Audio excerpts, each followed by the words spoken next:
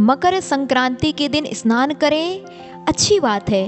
तिल के लड्डू खाएं, यह भी अच्छी बात है। लेकिन वास्तविकता में यह दिन मनाते क्यों हैं, यह भी जानना हमारे लिए ज़रूरी है। लोग कहते हैं केवल स्नान करने से हमारे इस दिन पाप धुल जाते हैं, इसलिए स्नान करना चाहिए। तिल के लड्डू इसलिए खाते हैं क्योंकि इससे हमारे जीवन में सुख और आनंद आता है। नहीं, बल्कि जैन धर्म अनुसार यह मकर संक्रांति इसलिए मनाते हैं क्योंकि यही वह दिन है जिस दिन सूर्य पृथ्वी से सबसे निकट हुआ करता है। यह वही दिन है जब सूर्य दक्षिणायन से उत्तरायण की ओर गमन करता है, और यह वही दिन है जब भरत चक्रवर्ती अपने 84 खंड महल पे खड़े होकर के सूर्य में विराजमान वह आकृतिम चैत्यालयों के दर्शन करता है। बतलाते हैं कि भरत चक्रवर्ती ने जो आज के दिन यानी मकर संक्रांति के दिन जिनेंद्र भगवान के दर्शन किए थे, उसी खुशी में, उसी आनंद में सारे नगर में, सारे राज्य में तिल के लड्डुओं का वितरण किया था। यही कारण है कि आज के दिन तिल के लड्डू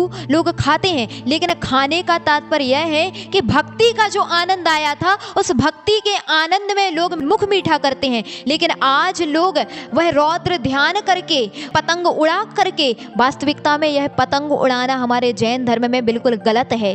हमारे यहाँ कहा गया कि जो व्यक्ति इन हिस्सानंदी आदि रौद्र ध्यान में तत्पर होता है उसको काटो, उसकी पतंग को काटो। जो इस प्रकार की चर्चाएं चलती हैं, आप स्वयं बताइए कि इस प्रकार की क्रियाओं से कितने सारे पक्षियों की जान जाती है।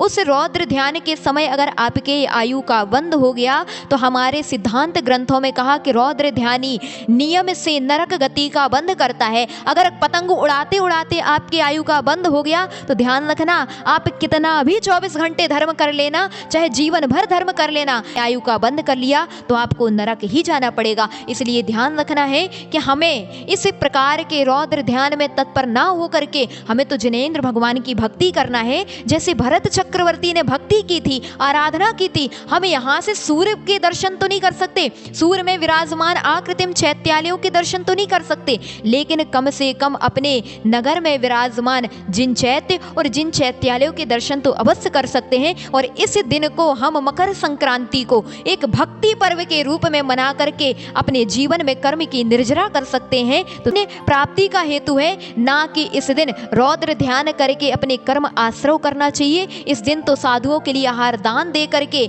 अपने कर्मों की निर्जरा करना चाहिए। तो वास्तविकता में इस बात का ध्यान रखें कि हमें इस दिन मकर संक्रांति को इसी प्रकार मना करके हमें अपने जीवन को सार्थक और सफल बनाना है।